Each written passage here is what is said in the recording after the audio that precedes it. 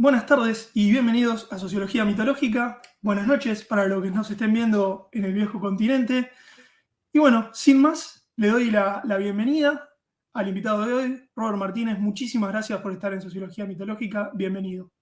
Un placer estar aquí, un gran programa Sociología Mitológica. Digamos que este es el programa el tuyo, el que me gustaría haber tenido en la universidad, en la forma pedagógica, en las asignaturas, una asignatura como esta y un profesor como tú y también los invitados que tienes tú. O sea que realmente para mí es lo que en definitiva de manera utópica e idealista tenía en mi imaginario cuando iba a ir a la universidad, pensaba que sería algo así y luego la decepción fue gigantesca. Bueno, muchísimas gracias. Viste que a veces pasa eso, también pasa con la crianza, que en el mejor de los casos, cuando pasamos por, ya sea por la socialización en la familia o por la universidad, después queremos mejorar eso y intentamos encontrar aquellas cosas que nos gustaría haber tenido. Así que bueno, gracias por notarlo porque viene de ahí también. Se ve que es una cuestión común en todas las casas de estudios académicas esa. Sí, claro, tú esperas encontrar ahí la cuna del conocimiento, lo más elevado, lo más sublime, la unión de las mentes más brillantes y te encuentras un pozo de adoctrinamiento, de argumentos de autoridad, de falacias, de mentiras interesadas y dices, a ver, esto es lo mejor que tiene la humanidad y no me lo puedo creer, porque luego ves logros materiales, ingenieros, arquitectónicos, artísticos y dices, no se corresponde una cosa con la otra. Si los logros intelectuales más altos están aquí, no entiendo cómo se ha podido llegar a esas obras tan magníficas con esos conocimientos, igual que algo que me estoy perdiendo. Así es. Así que bueno, sabrán que está casi estrenándose este segmento que he dado en llamar charlas individuales. Y para los que no conocen, sé que Robert trae a su fiel público con él. Los saludo a todos, gracias por darse una vuelta en Sociología Mitológica. Este canal por ahí se caracteriza, como decía Robert, ¿no? Tiene un tinte más académico, más teórico, que por supuesto no tiene nada de malo y suma, pero en este segundo año que estoy cumpliendo tenía ganas de traer individuos reales, con historias reales, porque hay un lema, Robert, que tenía un eslogan, mejor dicho, que tenía un canal de películas, por lo menos acá en la América Latina, que se llamaba TNT, que decía, pasan las películas, pasan la vida. Entonces, como a mí me gusta lo mitológico, me gusta también cuando los mitos los encarnamos los seres humanos reales. Así que bueno, en esta segunda entrega la idea era traer a Robert, porque viste, Robert, en estos movimientos en los cuales nos encontramos, se da mucho esto de individuos que por alguna u otra manera cambian la cosmovisión. Si bien yo creo que hay una semilla ahí que ya estaba preparada para eso, yo digo que hay un cambio profundo que marca un antes y un después, y quería charlar con vos un poquito de eso.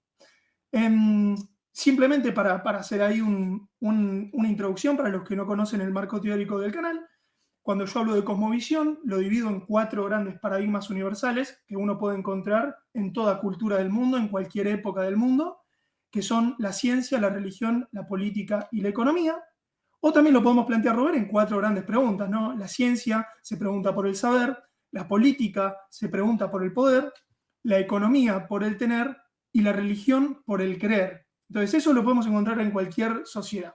Entonces lo que me gusta en este segmento es preguntarte, Robert, si vos has identificado en algún momento de tu vida esa acción de reconocer, que los griegos le llamaban anagnoris, no ese momento de reconocimiento que cambió para siempre tu forma de comprender la cosmovisión y te hizo cambiarla por completo. Hay muchos momentos de esos, muchísimos, y no quiero extenderme muchísimo, pero quiero hacer una síntesis, pero hay muchos de esos momentos donde la cosmovisión da un vuelco o da una actualización o una subida de nivel de cualitativo en cuanto a comprensión enorme. Y podría dividirlos en varios. De adolescente ya, los primeros experimentos muy básicos y muy rudimentarios con la idea de la creación de realidad. O sea, darme cuenta de que mi estado de ánimo, mis pensamientos, mis deseos influían de un modo, al principio, de un modo desconocido e incomprensible, pero influían en la realidad. Digo, hay una relación que todavía no comprendo entre lo dentro y lo de fuera. Y eso ya lo empiezo a comprender de adolescente. No me atrevo a entrar mucho de eso porque no habría información, tampoco sabía cómo indagar sobre ello, empiezo a estudiar un poco temas paranormales y demás, pero no veo respuesta a ese fenómeno. No le encuentro el nombre a nomenclatura para poder investigarlo. El segundo momento que me encuentro es la astrología, ya a los 17 años, 18, eso es un quiebre absoluto y total, porque entonces ya empiezo a encontrar cómo el universo tiene significado y ese significado está reflejado en algún lugar. Entonces ya encuentro el primer mapa real para poder analizar la realidad más allá de lo que me ofrece la ciencia académica, que son un montón de disciplinas con un montón de especializaciones que no te da tiempo vital a poder explorarlas todas. O sea, yo no puedo entrar en todos los campos de la física, todos los de la química, es absolutamente inabarcable.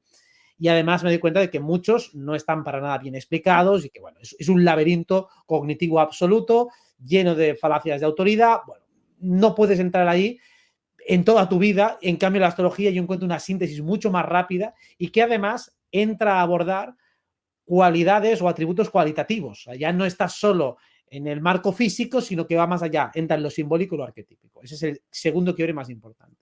¿Quieres que vaya diciendo los siguientes también? Sí, y me interesa, Robert, yo me figuré, se me vino esta imagen preparando esta charla con vos, un campo toroidal, ¿viste? Pero centrate lo que sería el centro, ¿no? Y se va haciendo para atrás y para adelante, si lo vemos de perfil, una suerte de, bueno, justamente de campo toroidal. Entonces, me interesa de estas acciones de reconocimiento o anagnórisis, que uno a sí mismo se va contando también su propia historia diferente, hacia atrás y hacia adelante. Y ahí la importancia de los mitos que yo también quería charlar con vos, ¿no? A veces se los subestima, pero son tan importantes las historias que nos decimos de nosotros mismos, que esos puntos, como vos bien decías, esos quiebres, también funcionan en retrospectivas. Empezás a entender al Robert de 5, 4, 3 años. Entonces, bueno, ir jugando con esas cosas también me resulta interesante en la charla. Claro, siguiendo eso que acabas de decir, cuando yo descubro la astrología, entonces comprendo mejor esas intuiciones peregrinas e iniciales que tenía de adolescente, viendo que había una relación dentro y de fuera, de haber captado cierto simbolismo o patrón de repetición en mi vida, aunque fuera de una manera muy simple y muy básica, y luego comprendiendo la astrología y los ciclos astrológicos, digo, uy, aquí hay una correlación entre lo que yo sentía, vivía y sucedía en mi vida, que no podía encajarlo de ninguna manera en ningún marco teórico, no encontraba ninguna disciplina. En aquel momento, claro, no había ni internet ni demás para tratar de entenderlo, y entonces ya empiezo a reinterpretar mis años anteriores. Después con la astrología empiezo a tirar hacia adelante. De ahí empiezo a entrar en otros libros de esoterismo y descubro lo que es la filosofía oriental, los modelos Advaita o no duales, todo lo que es la meditación zen, y ahí se abre otro quiebre. La idea de que todos somos uno, de que todos venimos de la misma fuente, ya rompe completamente toda la macrohistoria de lo que es la religión cristiana, católica y demás, todo ese paradigma que ya estaba muy roto, es reemplazado por uno que veo más completo, más sensato, más experimental, más comprobable, en el sentido de que puedes meditar y puedes comprobar que eso es cierto, y ahí se produce el tercer quiebre más importante. O sea, le doy un sentido mayor a la astrología, la entiendo mejor, desde un lugar más amplio, como si fuera ya el final del camino, el final del tablero, lo cual no es el final, pero sí que es una manera de comprender mejor cuáles son los límites epistemológicos de nuestra realidad. Entonces, ese sería otro de los puntos importantes, pero que no es en definitiva el último y que mucha gente se queda ahí atascada y luego cuando tiene que volver se encuentra huérfana de referentes para moverse aquí abajo en la vida de encarnación. En la vida de encarnación. Interesante porque todavía no mencionaste, ni sé si lo vas a mencionar, algo que charlábamos ahí antes de entrar en el vivo, que es bueno, tu formación académica como politólogo, que yo sospecho que puede tener algo que ver también en todo esto que venimos hablando. Porque cuando vos me hablas de astrología, por supuesto, yo también vengo de familia de astrólogos, siempre fue parte de mi cosmovisión, de forma rara y bastante poco coherente con el resto de mi cosmovisión, porque la verdad que no tenía nada que ver. Cuando vamos modificando, Robert, esos axiomas, esas premisas que van conformando nuestra manera de contemplar el universo o el cosmos, claro, se va haciendo lugar a diferentes posturas que pueden ser más o menos coherentes, depende de cuánto estemos dispuestos a poner en duda el resto. Porque cuando uno empieza a comprender la certeza de la influencia que tienen los arquetipos psicoideos, uno puede o hacerse el tonto y mirar para otro lado, o decir, bueno, pero entonces esto implica que yo deba modificar otras cuestiones que están sucediendo en mi vida, ¿no? Exacto, es que un conocimiento que es verdadero o que das momentáneamente por verdadero y que contradice otros, te obliga a cuestionar a esos otros. O sea, porque hay momentos en los que entran en colisión. Yo entré en la politología después de la astrología y ya entré muy descreído. Entré ya con la conciencia muy clara de que aquello no me iba a explicar toda la realidad, sino que me iba a dar una versión distorsionada. Pero aún así, Pensaba que sería una disciplina académicamente interesante por todo lo que podía abarcar en cuanto a economía, en cuanto a derecho, en cuanto a psicología de masas, y esos son temas que me interesan, que además, astrológicamente, comprendiendo mi carta, entendía que iban a ser de mi interés y de importancia vital para mí, porque tarde o temprano me acabaría dirigiendo hacia el mundo. Además, es algo que me surgía de un modo muy natural. Llegado el momento de la situación, pues entendía que tener un cierto conocimiento académico sobre esa materia podría ser útil.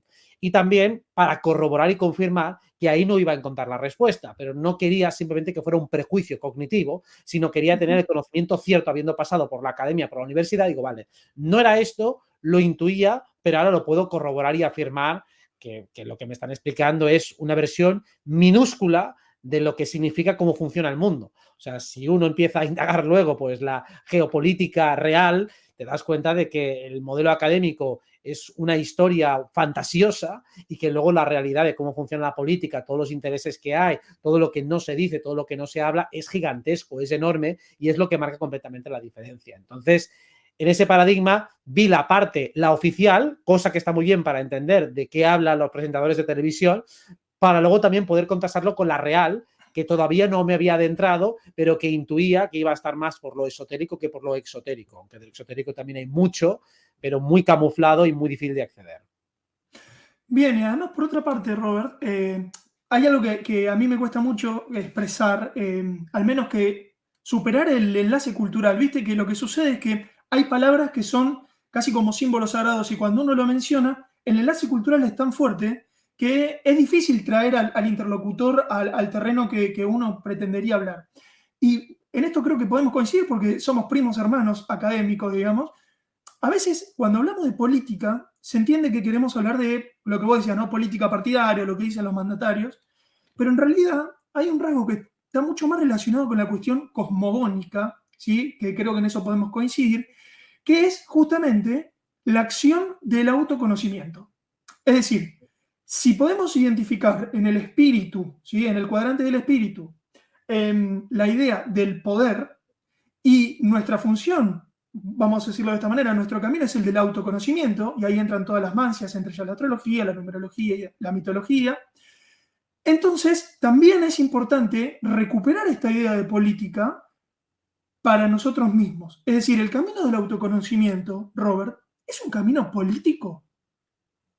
Claro, porque si hablamos que la política es las cuestiones relacionadas con el poder y el poder lo extendemos a la capacidad que tiene un individuo de accionar, de hacer lo que sea, o incluso conocimiento de sus propios límites, aquellas cosas que a lo mejor puedo anhelar infantilmente porque desconozco el camino, el coste, el precio e incluso lo que yo estoy persiguiendo, cuando hay un autoconocimiento, yo puedo tomar mejores decisiones basadas en un mejor conocimiento del medio y de mí mismo. Y puedo escoger mejor, decidir mejor y por lo tanto ser más feliz. O sea, la autogestión, el autogobierno es básico para ser funcional en esta vida. Normalmente es fácil que un individuo que no se conoce lo suficiente a sí mismo y que no conoce suficientemente a la sociedad persiga cosas que en realidad no quiere.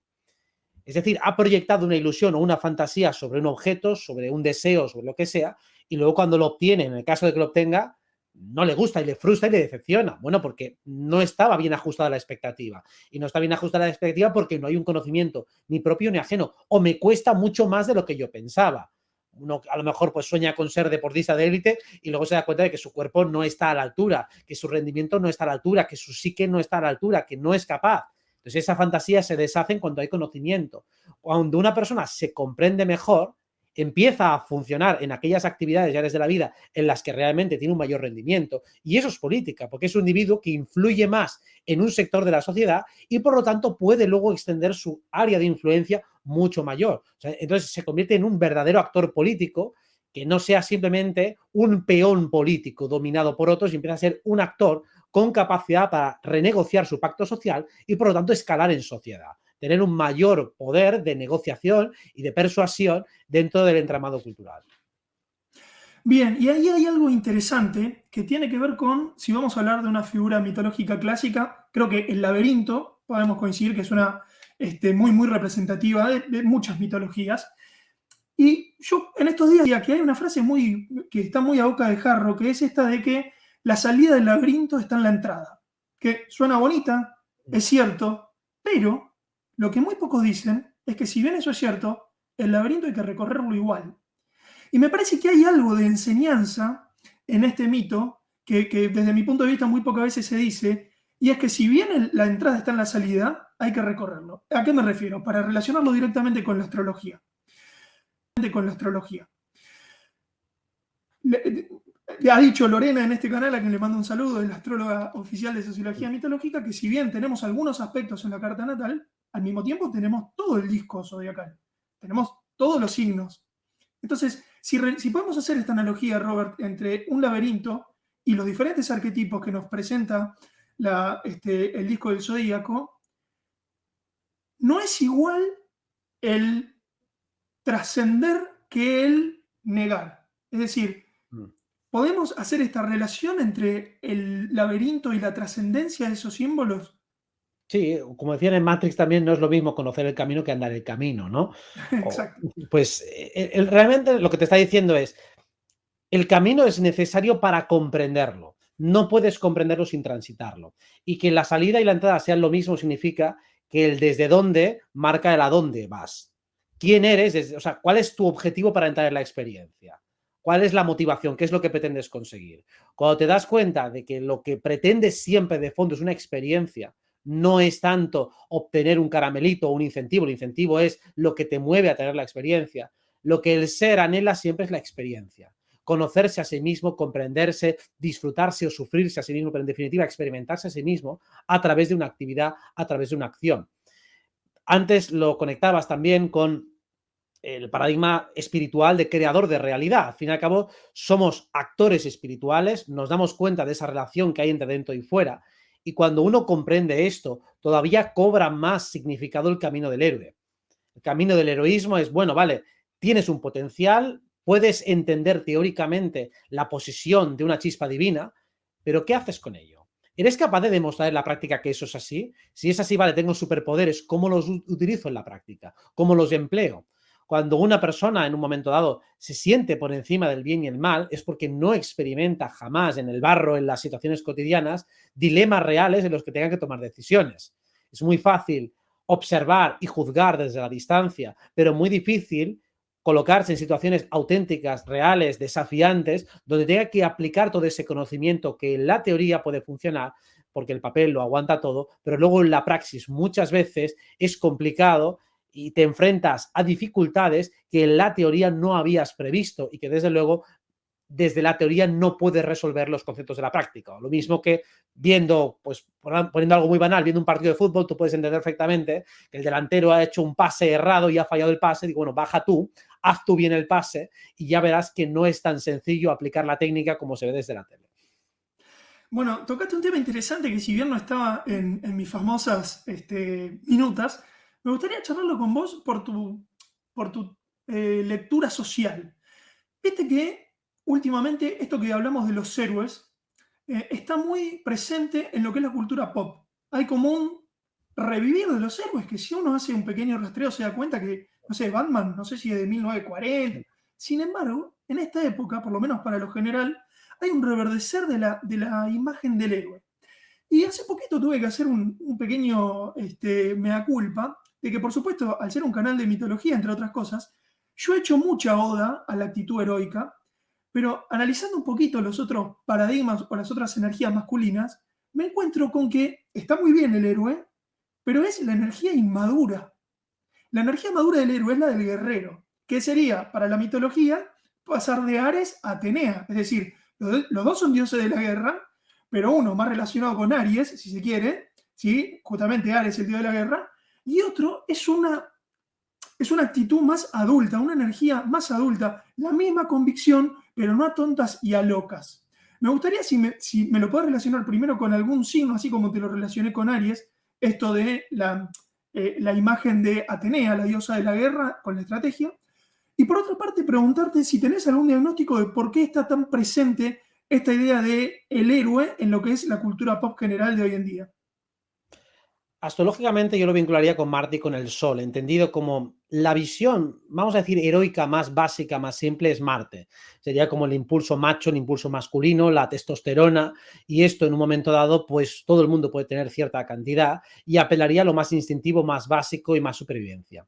Mientras que vincularlo con el Sol ya nos conectaría con una autopercepción, con una maduración, con una conciencia, con una percepción más largoplacista, con una comprensión espaciotemporal más grande, y la unión de ambos es lo que crearía un arquetipo bastante más maduro. Ya no sería simplemente alguien que pelea por la justicia, que trata de derrotar a los malos y ya está, sino que trataría de que eso estuviera enmarcado en un deseo más coherente y consecuente de hacer la sociedad mejor. Es decir, que simplemente derrotar a los más malos no mejora por sí solo la sociedad. Es una parte que tal vez hay que hacer y que momentáneamente puede ser cuando el mal ha cogido demasiada fuerza y demasiada opresión, pero que por sí sola no inspira a sacar lo mejor de los demás. Yo lo que creo es, siguiendo la teoría del primado negativo, de por qué hay tanto heroísmo, es precisamente para que los jóvenes, para que la gente proyecte todas sus ideales en los héroes, pero jamás encarne ese heroísmo en su vida personal. O sea, que ya lo veo en la ficción, para mí se queda como un relato de ficción, pero luego cuando hay que hacer una acción verdaderamente heroica, verdaderamente valiente, verdaderamente con coraje en la vida, no se hace. Y de hecho, si algo nos encontramos en esa sociedad es una ausencia absoluta de honor, de lucha por ideales. La mayoría de la gente se hunde a la mínima y solo acepta ideales o pseudoideales colectivos cuando es la masa la que le está empujando para conseguirlos. Pero rara vez encontramos un individuo autorrealizado que trata de defender aquello en lo que cree contra viento y marea. Normalmente no es contra viento y marea, es a favor de un grupo social y en contra de otro. Y normalmente a favor de un grupo social que constituye una mayoría importante que le permite, en todo caso, pues enfrentarse sea a sus padres o a quien sea. Bien, es decir, como si fuese una descarga de la libido casi Sí. masturbatoria en una fuera y no sentir ese arquetipo dentro, por decirlo de alguna manera. Yo creo que es eso. A mí es lo que más me resuena, y más habiendo hablado con muchas personas que manifestaban ser fans de superhéroes o de películas heroicas y luego tenían un comportamiento absolutamente opuesto en sus vidas. O sea, claro, si hubiese encontrado una correlación de, mira, a este le encanta Superman y luego realmente es una persona generosa que trabaja por la humanidad, digo, vale, pues entonces ese ejemplo lo ha tomado en positivo, pero normalmente ocurre en negativo. Es como si uno se hubiese vaciado masturbatoriamente hablando sobre ese héroe, lo ha descargado todo el poder allí y él se ha quedado completamente vacío de ese arquetipo y experimenta o expresa prácticamente lo contrario.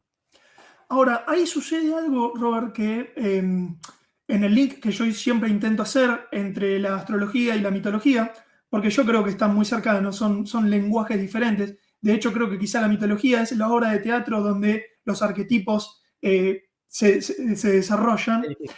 Creo que hay una cosa pero muy interesante, que es que, lo he dicho muchas veces, el mito tiene el doble efecto. Exactamente el mismo mito puede a alguien encerrarlo y a otro liberarlo.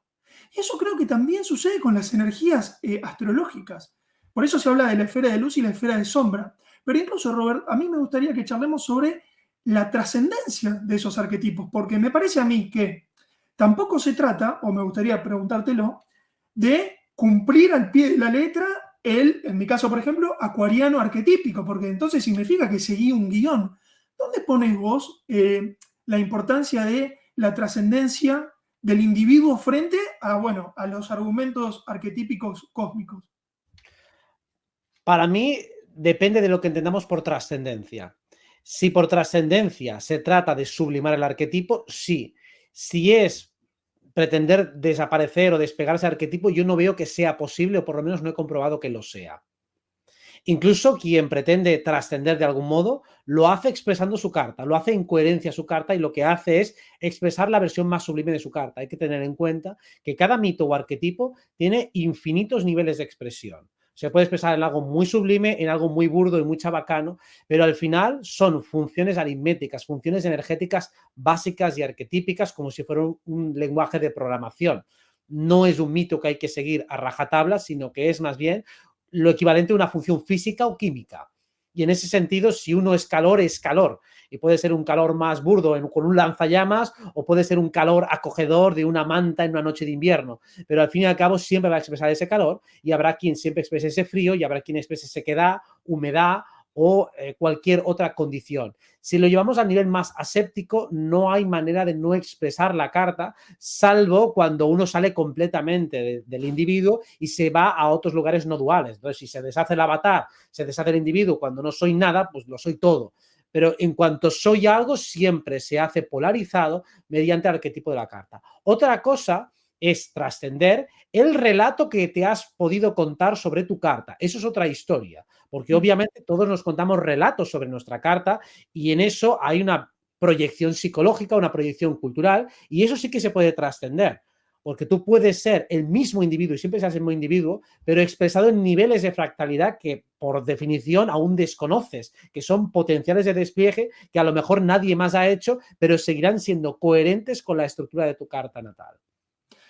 Es muy interesante eso. Recuerdo hace muchos años haber leído los cuatro acuerdos toltecas y hay una frase ahí que dice, quizás hayas hecho muchos acuerdos contigo, con vos mismo, que no seas consciente de eso y esos acuerdos te están atando. Y yo creo que no hay nada más fuerte que el mito propio. Por eso, cuando puedo recomendar alguna película, recomiendo El Gran Pez. No sé si la has visto, pero es, bueno, te la recomiendo. Es la importancia de lo que nos decimos sobre nosotros mismos. Tiene una fuerza impresionante, tanto como para atarnos como para liberarnos. Y creo que ahí está la magia del mito y del arquetipo, ¿no? Eso me parece que siempre es interesante. Y por otro lado, Robert, ya metiéndonos en la cuestión de la cosmogonía, que tiene que ver con, bueno, con tu propia cosmovisión, te he escuchado decir en más de una oportunidad que consideras que en este plano se da una suerte de depredación energética. Me gustaría entrar un poquito en ese tema porque creo que de refilón lo estamos tocando. Comentame si querés un poquito este punto y lo charlamos. Utilizando un paralelismo con la selva, con la jungla, con el mundo animal, donde es evidente la existencia de una cadena trófica de animales que se comen entre sí, pues lo mismo sucede desde mi punto de vista a un nivel energético. Cuando tenemos experiencias extracorporales o cuando no las tenemos, pero ahí podemos hacer las comprobaciones, nos damos cuenta de la existencia de otros planos de realidad que están penetrando en este, que están intersectados en este y que están interactuando, mediante los cuales nos damos cuenta de que las energías sutiles que emanamos, que a veces expelemos, expulsamos, a veces extraídas de un modo más bien coactivo, son alimento de otras entidades. Cuando uno trata de salir a esos niveles de realidad, a esas otras capas de realidad, nos damos cuenta de entidades que buscan engañarnos, parasitarnos, alimentarse de nosotros y que realmente entras en un laberinto de información y de energía parecido a lo que sería pues un animalito pequeño en una jungla de depredadores. Y es lo que parece, como todos intentan comerte. No te pueden devorar directamente, o sea, no te van a matar, no te pueden asesinar directamente desde ese plano, pero sí que pueden ir dándote bocaditos de energía que tú sutilmente tampoco lo vas a notar demasiado, no te van a hacer tanto daño, pero pueden estar alimentándose durante toda su vida de ti. Entonces, cuando entramos en esos planos, comprendemos que hay otras entidades inteligentes, que estas entidades están muy interesadas en nosotros y que no paran de intervenir en nuestra realidad de las formas más variopintas. Bien, últimamente he pensado que si tuviese que decir cuál es la guerra eterna, ya que estamos hablando de esta cuestión de depredación, creo que siempre ha sido la misma y va cambiando el fractal, la forma en la que se expresa.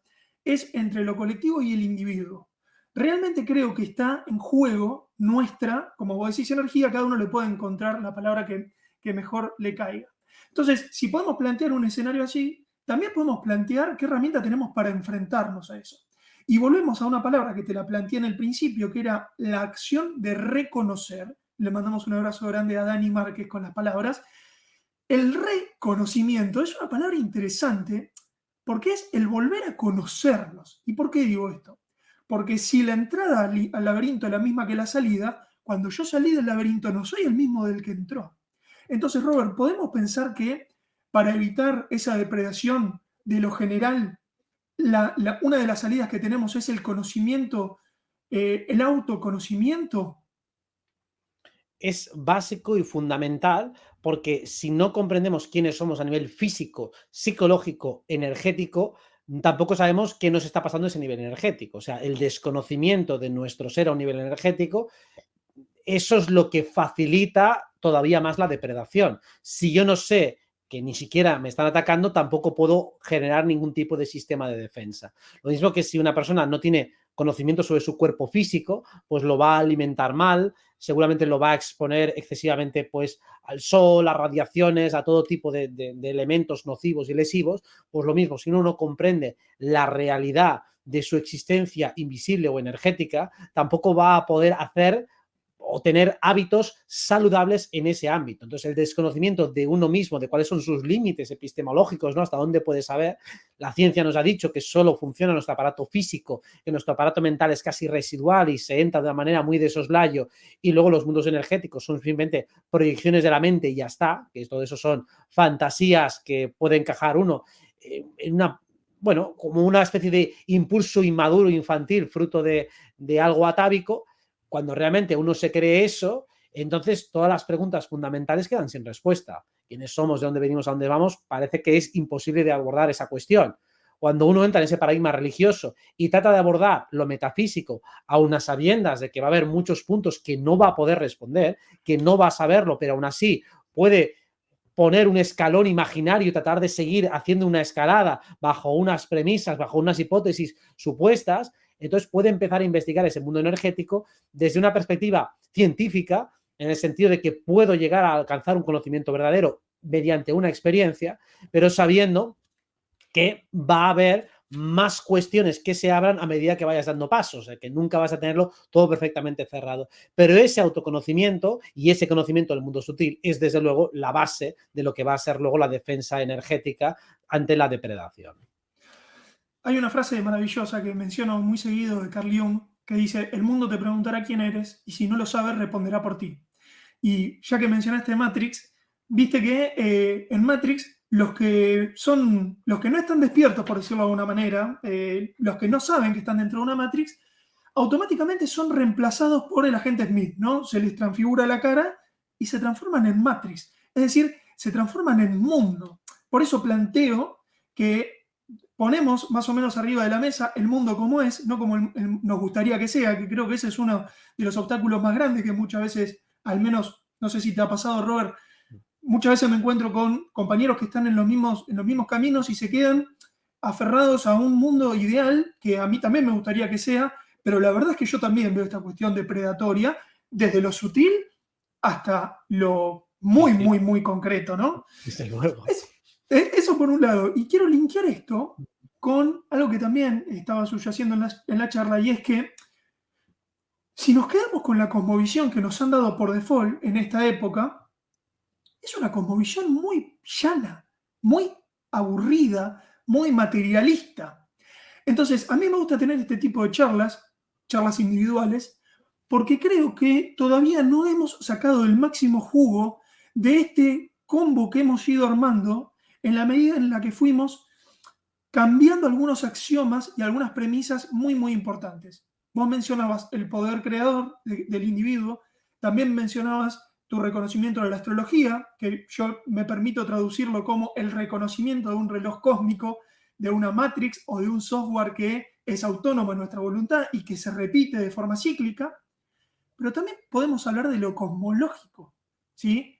Es decir, el reconocimiento de que vivimos en un plano geocéntrico que indicaría que al menos somos el centro de lo conocido. Y Robert, ¿qué crees que sucede cuando, o sea, cuál crees que es el potencial que tenemos con nuestros bemoles, con nuestros matices, como individuos que están conformando algo absolutamente sui generis y desde mi punto de vista todavía no tan explotado en el buen sentido?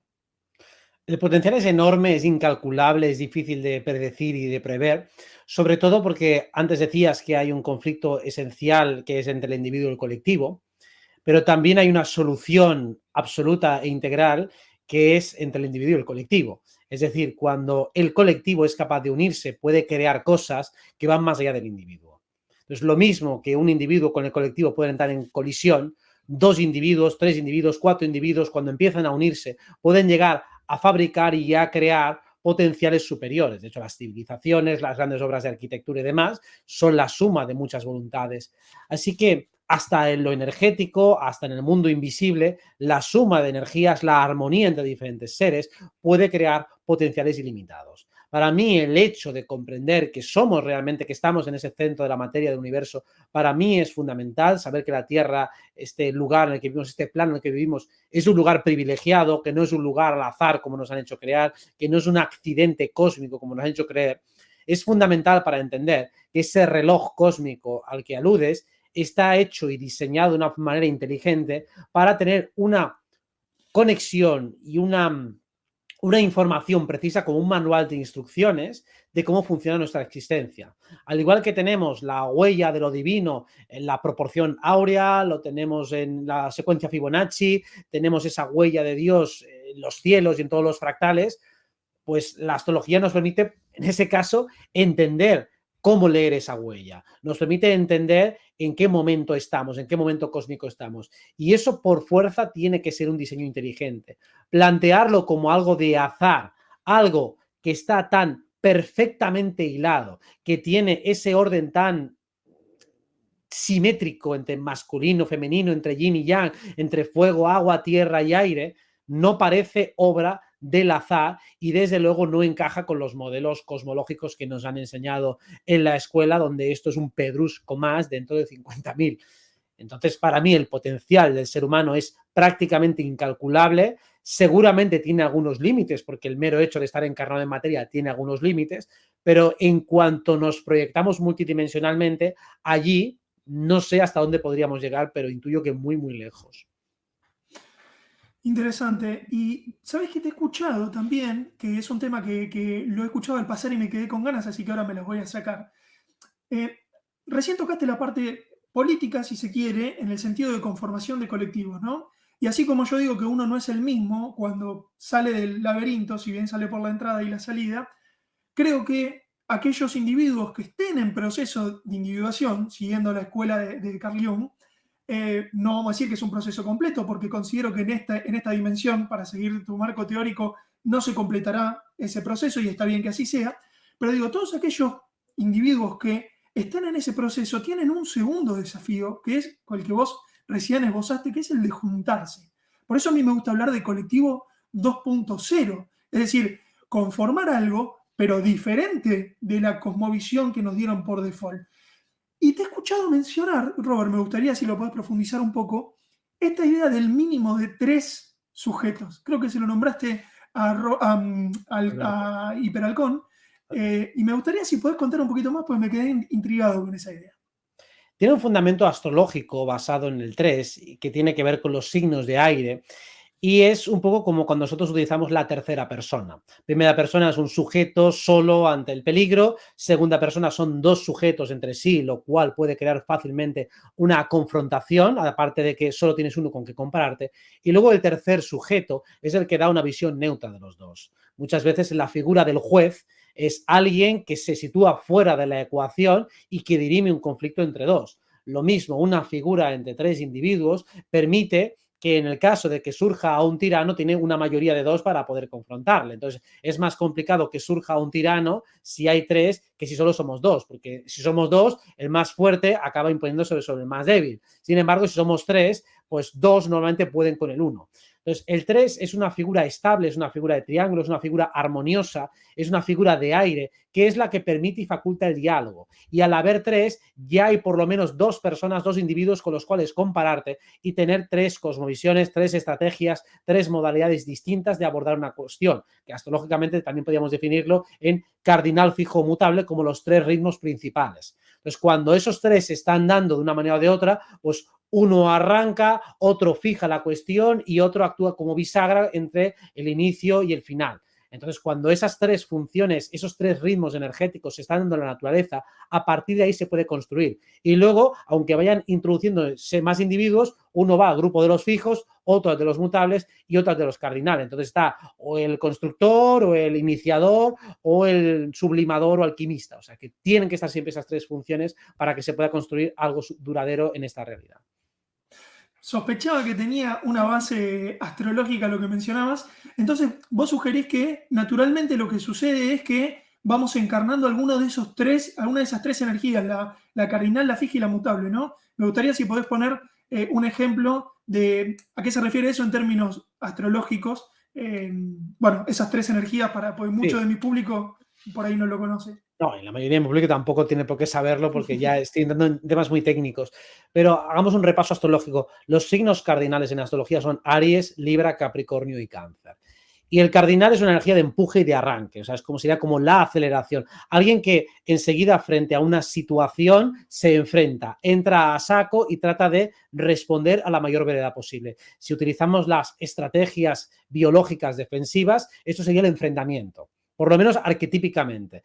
Enfrentamiento, que sería o lucha, después tenemos parálisis y huida. Entonces, el cardinal sería el enfrentamiento. Ataco directamente la cuestión. Lo fijo estaría relacionado con Acuario, Tauro, Escorpio y Leo y sería más de mantener, paralizar, temporizar. Estoy frente a un depredador y en lugar de luchar, lo que hago es me quedo quieto, calculo y evalúo. Gano tiempo para ver si se me ocurre la mejor opción. Entonces, esa es la opción fija. Alguien que dedica más tiempo a pensar, a valorar, a buscar una opción mejor antes de lanzarse rápidamente a hacer propuestas, sino que primero se toma su tiempo para evaluar y tratar de tomar la decisión correcta. Entonces, ese punto o esa energía siempre tiene que estar.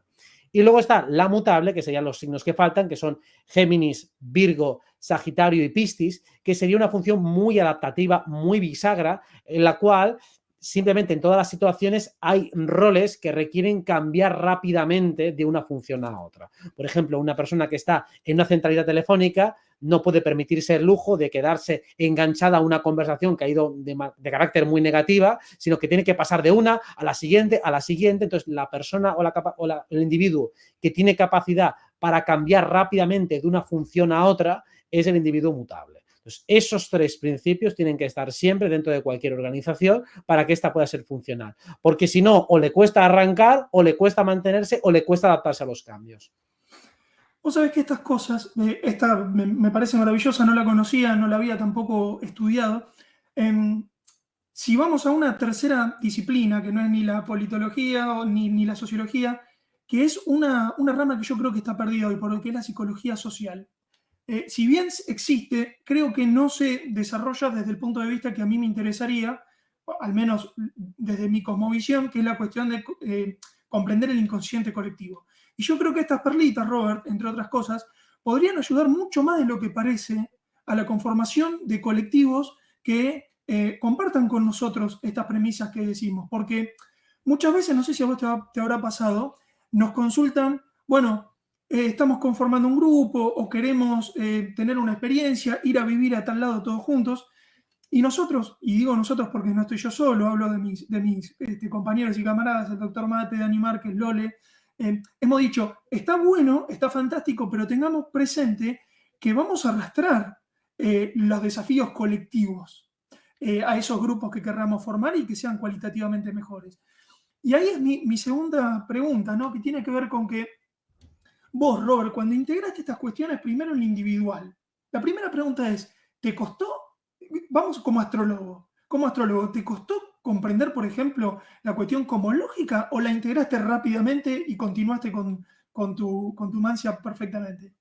A mí me costó, fue un proceso muy complicado que todavía dura, es decir, no es que ya esté todo comprendido, o sea, te das cuenta de que es tan inabarcable que puedes estar la vida entera. Entonces, captar un poco la esencia de los arquetipos me fue relativamente fácil y rápido. Pero claro, hay que tener en cuenta que uno lee libros de astrología, con lo cual son interpretaciones hechas por un astrólogo o una astróloga, quien sea, con su matiz cultural, con su predisposición psicológica o mitológica, y luego cuando pretendes trasladar eso a otro individuo, te das cuenta que hay cosas que encajan y otras que no, porque están muy barnizados por el tinte psicológico, sociocultural que tiene el individuo que hizo la interpretación. Por eso digo que, como hablábamos al principio, el relato que te han contado para explicar lo que es Acuario, lo que es Piscis, lo que es Sagitario, está muy bañado de la explicación que ha hecho el astrólogo. Pero realmente, si vamos a lo que es Acuario, Sagitario, Piscis o lo que sea, son fórmulas matemáticas, son fórmulas puramente asépticas que luego traducimos como bien podemos. Entonces, claro que es difícil, o me ha costado llegar a esa conclusión, aunque más o menos la intuía y siempre quiero llegar a una definición mejor y más exacta, porque realmente para mí es difícil y a veces hasta ingrato explicar astrología, porque prácticamente cuando siempre se explica astrología estás corrigiendo malentendidos. La gente proyecta su cosmovisión, proyecta su matiz cultural, proyecta sus ideas preconcebidas sobre la vida a la astrología y pretenden que entonces Sagitario sea esto que yo he entendido que es Sagitario, en lugar de ir a una definición más aséptica. Entonces, prácticamente una clase de astrología es corregir malentendidos y casi echar bronca. Entonces, no es agradable porque te das cuenta de que el barniz cultural lo está permeando absolutamente todo y se tiene que entrar a la astrología sin marco cultural o dándose cuenta de que la astrología es un marco cultural previo, es un metalenguaje, no es un lenguaje común. Y por eso es tan complicado hacerse entender cuando hablamos de astrología. Bueno, claro, creo que nos pasa mucho, a muchos que estamos en esta nueva cosmovisión, nos pasa mucho y yo ayer justo se lo decía a mi público, a los que están conmigo, le decía que creo que realmente este combo que hemos hecho nos hace disfrutar, entre otras cosas, de la astrología como muy pocos seres humanos hoy pueden disfrutar de la astrología. Yo no sé, Robert, si somos conscientes, ya a nivel cuantitativo estoy hablando, de que realmente hay una coherencia dentro de nuestra cosmovisión, dentro de los axiomas y de las premisas que hemos modificado, que nos lleva, nos pone justamente ante la posibilidad de este potencial tan grande que te mencionaba. Y lo segundo tiene que ver, primero te pregunté tu parte individual, pero ahora me gustaría preguntarte por la cuestión colectiva, y algo me empezaste a decir. ¿Qué desafíos encontraste cuando tuviste que salir? Pues bueno, una cosa es de Robert para adentro, pero de Robert para afuera. Los desafíos a nivel colectivo que te encontraste, no solamente con la astrología, si querés con la Tierra plana o con otras cuestiones, ¿es lo mismo conformar colectivos habiendo uno cambiado tan radicalmente la forma de contemplar el cosmos? Los desafíos comunicativos son infinitos, inabarcables.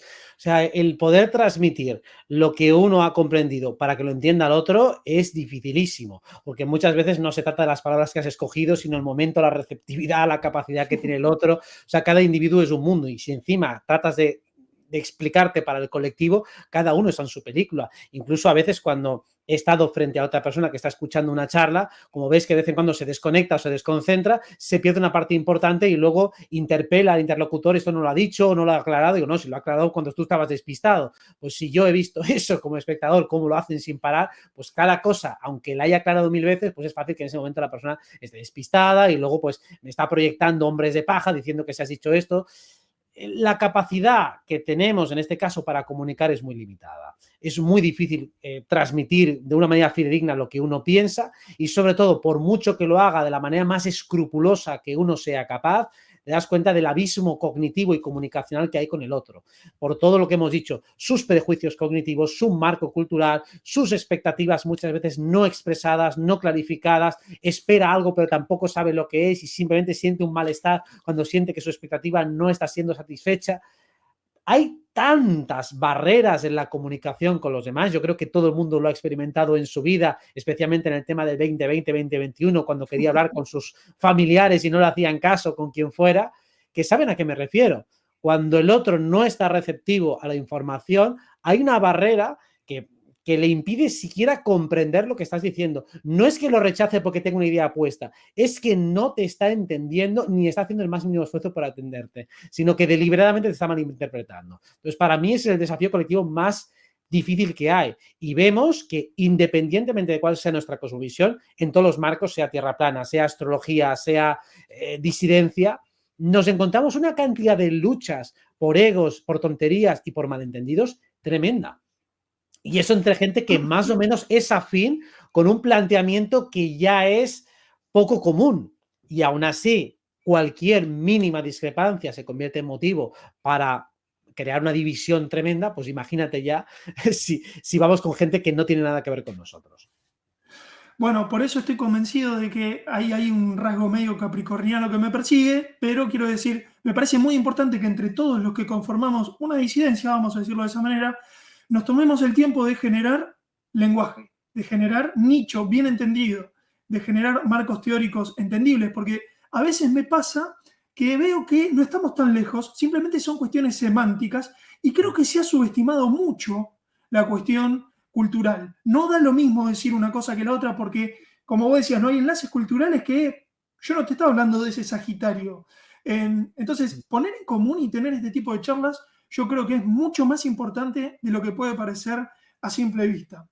Para mí es fundamental. Yo soy un obsesivo del lenguaje precisamente porque detecto perfectamente cuando hay un prejuicio cognitivo respecto a un vocablo en particular, toda la charla queda arruinada para ese individuo. Hay veces que he tenido discusiones tontísimas con alguien que ha interpretado que una palabra que yo utilizo tiene una connotación distinta a la que yo le estoy dando. Y a partir de ahí se crea una discrepancia ficticia, una discusión absurda y al final cuando aclaramos que yo no quería decir eso, vale, perdón, ya está, ya se ha aclarado. De ahí que me gusta redundar y cada vez que utilizo una palabra poner al mismo tiempo 20 adjetivos más para que se entienda lo que quiero decir.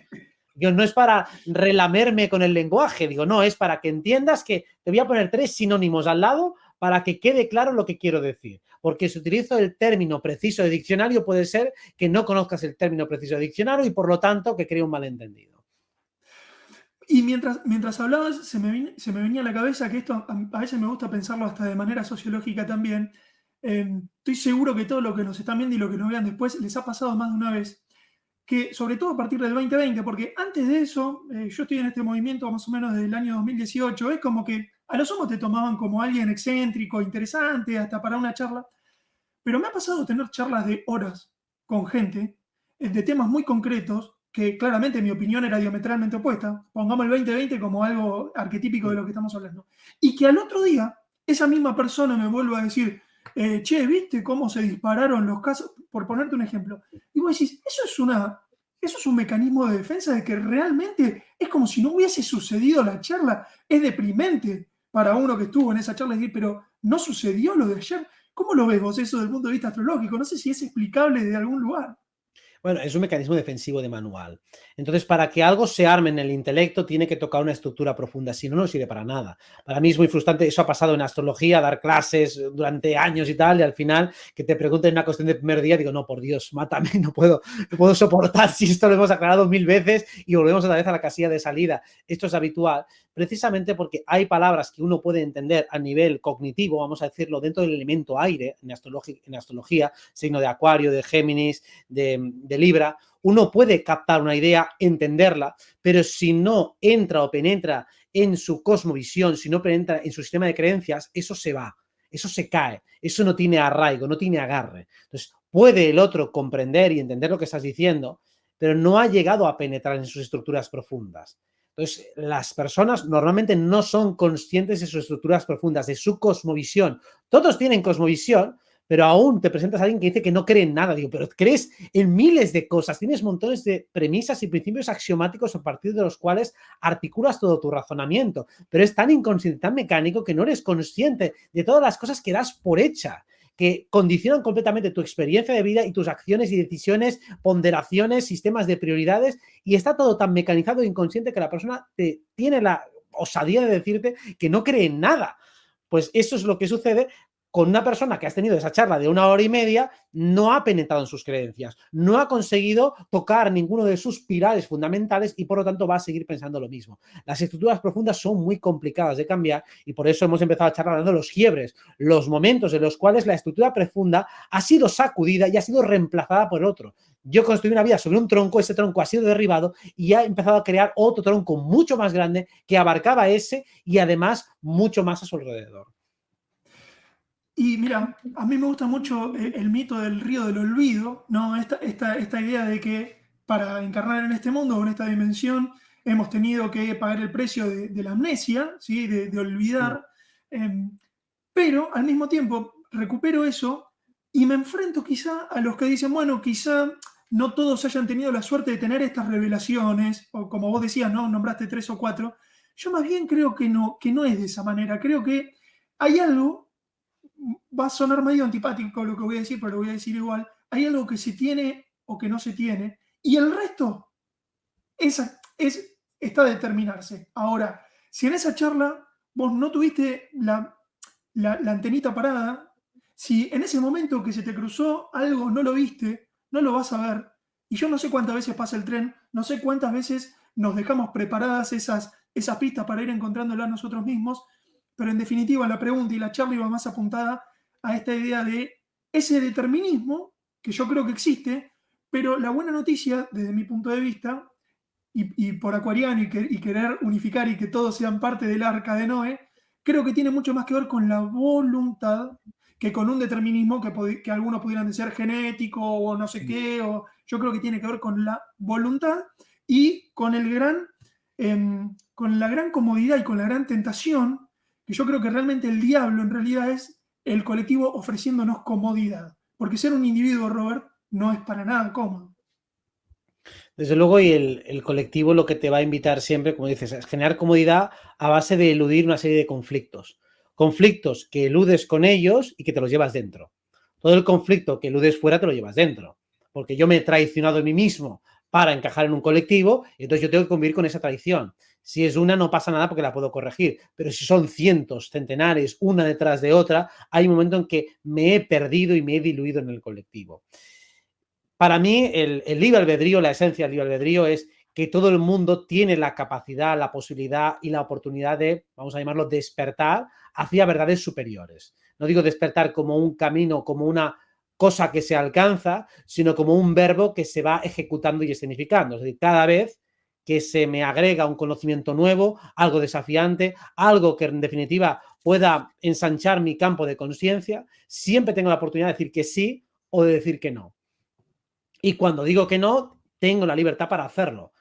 Y después, si digo que sí, eso también tiene sus consecuencias. Voy a tener que empezar ese camino desafiante, difícil, complicado, para nada fluido, aunque sí con la sensación que te acompaña a nivel interno de estar en consonancia contigo mismo, de estar de acuerdo contigo mismo, de haber apostado y ser fiel a ti mismo. Y eso es una sensación que te acompaña y es la base de ese heroísmo. Saber que estoy haciendo, no si acaso lo correcto, porque eso tendría que determinarlo un tercero hipotético al que le podemos atribuir esa capacidad, y digo, no, no hay nadie que pueda determinar lo que es correcto, pero sí que estoy haciendo aquello que auténticamente quiero de verdad.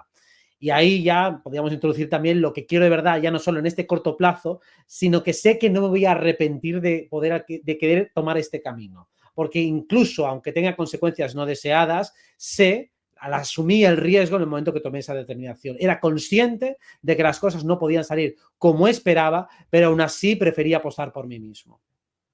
Y hay algo muy liberador, Robert, en lo que vos estás diciendo. El otro día, Lole se acordaba de una canción de un compatriota tuyo, de Serrat, no sé si es de él o de Machado, la letra, que se llama Jesús es verbo y no sustantivo. Y creo que eso es lo liberador en el sentido de todos los que queremos programar las cuestiones. Es, en una palabra que vos dijiste ahí al pasar, que es en el haciendo. Yo creo que el mito del Cristo es justamente el gerundio. Esto no, digamos, es lo imponderable, lo que subyace, lo que sucede, lo improgramable. Y desde mi punto de vista es liberador esto porque nos pone frente a la actitud volitiva de hacer. Y esa es la actitud heroica, me parece que sí quiero resaltar de lo que vos decías, que es la que a mí me gusta ponderar, ¿no? No a tontas y a locas, pero sí con la seguridad de, bueno, hacer. Haciendo nos vamos encontrando. Sí, porque te saca de la expectativa infantil de tener una recompensa, un premio y un final del camino. Digo, no hay un final del camino como tal para el individuo. En todo caso, el final del camino es el final del individuo, pero no hay un final del camino para el individuo. El individuo siempre hace, siempre genera nuevos retos, nuevos desafíos, nuevas cuestiones.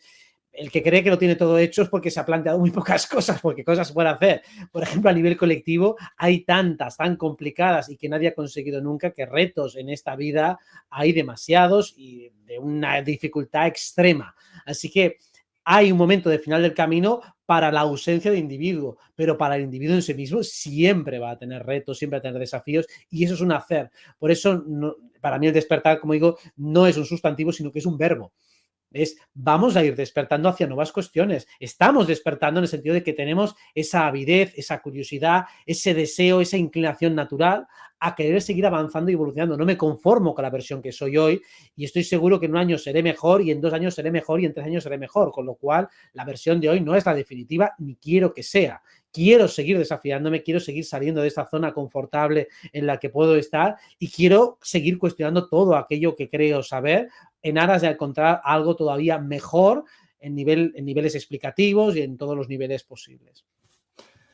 Genial. Bueno, por último, Robert, el último punto que quería charlar con vos tiene que ver con esto, ¿no? Porque a veces nos pasa que caemos en un nihilismo, obviamente nos pasa, porque como vos decís, es un proceso, vamos haciendo, no todo el tiempo tenemos la misma energía, y a veces está bueno recordar que aún la resistencia ya es el éxito. Si nos tocó en este momento de la historia, en este momento, ser pocos, resistir, la noticia es que siempre fuimos pocos y la cuestión es que el éxito justamente está en la resistencia, ¿no? Aquellos 300 espartanos en las Termópilas sabían que no iban a ganar, pero el éxito no es en este plano, digamos, es en otro. Eso por un lado. ¿Y por qué te lo quiero relacionar con el último punto que quiero hablar, que lo hemos ido sobrevolando, pero no lo hablamos en profundidad, que tiene que ver con el código moral? Es decir, haber cambiado la cosmovisión con las 3 o 4 cosas que estuvimos hablando, nos pone frente a la certeza de que tarde o temprano nos preguntamos por la cuestión moral. Es decir, cuando conformamos un colectivo, tenemos que poner reglas de bien y mal, por resumirlas muchas. Pero la ética, que es individual, si fue filtrada por un proceso de individuación, va a dar como resultado un código moral determinado. Y la pregunta concreta es, ¿haber modificado, Robert, tu cosmovisión te llevó a separarte de seres que quizá no coincidían en las cuestiones más básicas de tu código moral? Sí, absolutamente, totalmente. Ya para empezar, primero con la astrología, muchos de los comportamientos que tú puedes juzgar como inmorales, irrespetuosos, de falta de educación, si comprendes la estructura psicológica del individuo, pueden ser más comprensibles o disculpables algunos comportamientos que desde tu punto de vista podrían resultar ofensivos o molestos. Cuando comprendes mejor la estructura energética del otro, puedes disculparlo, con lo cual tu moral va a cambiar si eres inteligente y entiendes la astrología, porque te permite comprender mejor al individuo y por lo tanto no juzgarle mediante una plantilla moral aplicable a todos. Por ejemplo, si una persona es muy impulsiva, pero tú sabes que su configuración energética ya le da mucha propensión a eso, porque quiere ser honesta, quiere ser transparente y no quiere filtrarlo porque considera que eso es lo correcto, ella está siendo totalmente congruente con un código ético y realmente lo hace pensando en la mejor versión posible. O sea, está haciendo una apuesta auténtica y bien intencionada por hacer lo correcto. No lo hace por fastidiarte, no lo hace por mala educación, sino porque es así. Mientras que otra persona que actúa al revés, que filtra sus contenidos porque intenta no molestarte, también lo hace con su mejor intención. O sea, que alguno que puede ser desgarradoramente impulsivo y espontáneo, haciendo cosas que te puedan molestar, lo hace pretendiendo hacerte el bien. Y el otro que te oculta información que la contiene, lo hace por querer protegerte porque considera que eso es lo mejor. Entonces, no puedo aplicar una misma moralidad para dos individuos que sé que en su mejor intencionalidad van a adoptar estrategias distintas. Hay un momento en el cual lo que sí que te puedes dar cuenta, y respondiendo a la pregunta que estabas haciendo, es, obviamente, personas que tengan una cosmovisión muy limitada, que sea muy simple o código moral muy poco elaborado, ya no puedo tener demasiada relación, no puedo conectar mucho con ellos porque el nivel de diálogo tiene que ser muy superfluo para que no entremos en choque total. O sea, o hablamos de temas muy sencillos y muy poco controvertidos, o si empezamos a abordar cuestiones un poco más complicadas, estratégicas y demás, el choque va a ser tan grande, tan enorme, que lo único que puedo hacer es adaptarme y plegarme para no molestarle y ya está, que esa sería mi postura, o confrontarlo y no llegar a ningún acuerdo. Entonces hay un momento en que ya directamente paso y obviamente eso va a conformar pues, una distancia de base con muchos individuos con los que ya no va a haber sintonía de ningún tipo. Bueno, esta pregunta me gusta hacerla porque la idea de este segmento, ya estuvo Marcelo Lorenzoni también, hice la misma aclaración, la idea no es romantizar, idealizar el camino del individuo, saber que está lleno de estas cosas, pero no para hacer una entrevista amarilla, sino para también considerar que va a suceder, que hay dolores, como hemos dicho con Dani, el trauma, ¿no? Nacemos de un trauma, entonces prepararnos porque la rosa también tiene espinas, así que me gusta, cuando hago estas charlas siempre quiero hacer esa aclaración, porque si no uno tiende como idealizar, bueno, entonces rompo con todo, bueno, no es tan sencillo el camino individual. Robert, lo que quieras para despedirte, ya estamos cerrando esta charla. Nada, pues muchas gracias por todo este contenido. También ya sabes que me encanta a mí la cosmología, me encanta hablar de filosofía, espiritualidad, de sociología, de política, mezclarlo todo, unirlo todo, porque todo realmente está unido. No podemos separar el individuo el grupo del individuo, o como tú dices, no podemos idealizar o romantizar un proceso que sabemos que está trufado de obstáculos, pero no por eso debemos disuadirnos. Cuando empecé, y acabo con esta anécdota, el camino más esotérico y espiritual, prácticamente todo lo que leía en los libros era disuasorio. Decía, bueno, como empieces un camino espiritual sin un maestro que te guíe y que te ayude, poco más que te vas a volver loco, te vas a morir, te van a pasar mil cosas, hasta que ya llegué a un momento de maduración y de conocimiento en el que, bueno, voy a empezarlo, aunque sea sin ningún tipo de tutela, para ver si todas esas advertencias que me están diciendo son reales o no. Luego ya comprobé que no eran reales, que realmente un individuo puede entrar en ese proceso de iniciación. Obviamente va a tener que filtrar, es un proceso complicado, pero lo es acompañado o en solitario. No cambia el hecho de estar acompañado de hacerlo en solitario. Las cuestiones a las que vas a tener que enfrentarte son las mismas y a veces, incluso con un tutelaje, puedes tener una serie de problemas como delegar, ralentizar mucho el proceso o incluso someterte a una persona que desde luego no tiene por qué estar tan evolucionada como pretende estar. O sea que los mismos peligros, entre comillas, que te encuentras en el camino individual, te los puedes encontrar cuando buscas un mentor, un gurú o lo que sea, porque rara vez va a estar a la altura de las circunstancias, o puedes idealizarlo y por lo tanto proyectar una serie de cualidades que no tiene e incluso retrasar tu camino precisamente por verlo demasiado elevado e inalcanzable cuando realmente no lo conoces auténticamente como es. Excelente. Bueno, a todos los que nos acompañaron, todos los que vinieron por Robert, que son un montón, Robert. Así que muchísimas gracias. Si les interesa lo que estuvimos charlando y otros temas, suscríbanse al canal, que hay otro contenido también para ustedes de este tipo. Robert, espero que te hayas sentido muy cómodo, que lo hayas disfrutado igual que yo esta charla y agradecerte de corazón por tu tiempo y tu conocimiento. Espero que se repita, ya sea en este espacio o en otros, porque la verdad que lo disfruté mucho. Lo mismo te digo, un abrazo a ti y a todos y gracias a todos por estar aquí. Gracias, hasta la próxima. Que estén muy bien.